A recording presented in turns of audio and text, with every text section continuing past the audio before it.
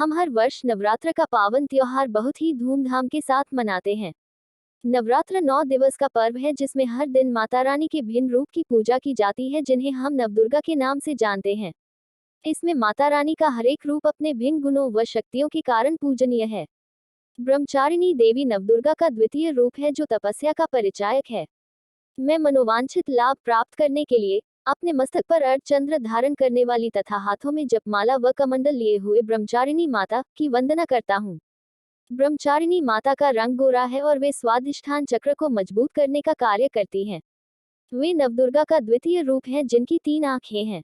वे स्वच्छ व उजले हुए वस्त्रों को धारण करती हैं। वे साक्षात ब्रह्म रूप हैं और वे कमल पुष्पों से अपना अलंकार करती हैं अर्थात कमल पुष्प ही उनके आभूषण हैं। मैं ब्रह्मचारिणी माता के चरणों की वंदना करता हूँ और वे हम सभी को आनंद प्रदान करती हैं। उनका रूप बहुत ही सुंदर व आनंद प्रदान करने वाला है। मैं उनके चरणों का जल अमृत समझ कर पीता हूँ। उनका मुख कमनीय व सौंदर्य से युक्त है जिस पर स्नेह के भाव हैं। ब्रह्मचारिणी माता हमेशा तपस्या में लीन रहने वाली देवी हैं और वही उनका आचरण भी है। वे हमारे हितों की रक्षा करती हैं और दुखों का निवारण कर देती हैं।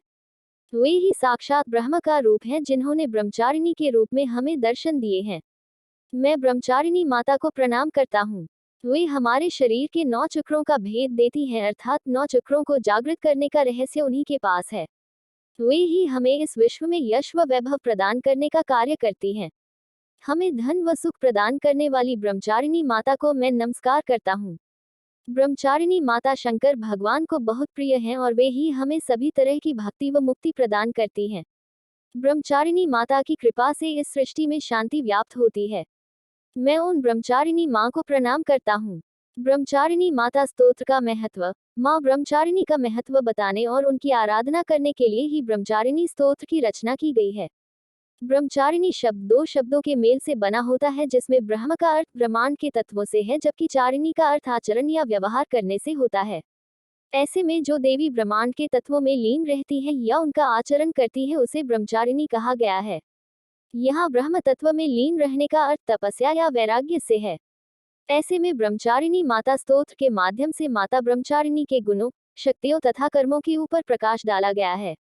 नवदुर्गा के इस द्वितीय रूप को क्यों प्रकट किया गया, उनकी उत्पत्ति के पीछे क्या उद्देश्य निहित थे तथा उससे मानव जाति को क्या संदेश मिलता है, इन्हीं सभी बातों को उजागर करने और ब्रह्मचारिणी देवी की आराधना करने के लिए ही ब्रह्मचारिणी देवी स्तोत्र लिखा गया है। यही माता ब्रह्मचारिणी स्तोत्र का महत्व होता है।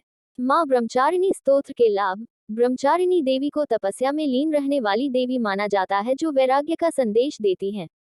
इस तरह से यदि हम माँ ब्रह्मचारिणी स्तोत्र का पाठ करते हैं और उनमें अपना ध्यान लगाते हैं तो वे हमारे मन को नियंत्रण में करने का मार्ग सुझाती हैं। यदि आपका स्वयं पर विश्वास अर्थात आत्मविश्वास कमजोर है तो वह ब्रह्मचारिणी जी की तपस्या से मजबूत बनता है। ब्रह्मचारिणी माता की कृपा से हमारा स्वाधिष्ठान चक्र मजबूत बनता है। इसके मजबूत बनने से हमारा स्वयं पर विश्वास दृढ़ होता है। कार्यों को तेज गति से करने की शक्ति आती है। सांसारिक वस्तुओं से आसक्ति कम होती है तथा लोगों से बात करने का साहस आता है। इस तरह से जो व्यक्ति प्रतिदिन ब्रह्मचारिणी स्तोत्रम का पाठ करेगा उसे जल्द ही यह सभी लाभ देखने को मिलेंगे। माँ ब्रह्मचारिणी को सबसे ज्यादा शक्कर पसंद आती है। ऐसे में भक्तगण माता ब्रह्मचारिणी की पूजा में मुख्य रूप से शक्कर का ही भोग लगाते हैं और सच्चे मन से उनकी आराधना करते हैं तो वे जल्दी प्रसन्न होती हैं।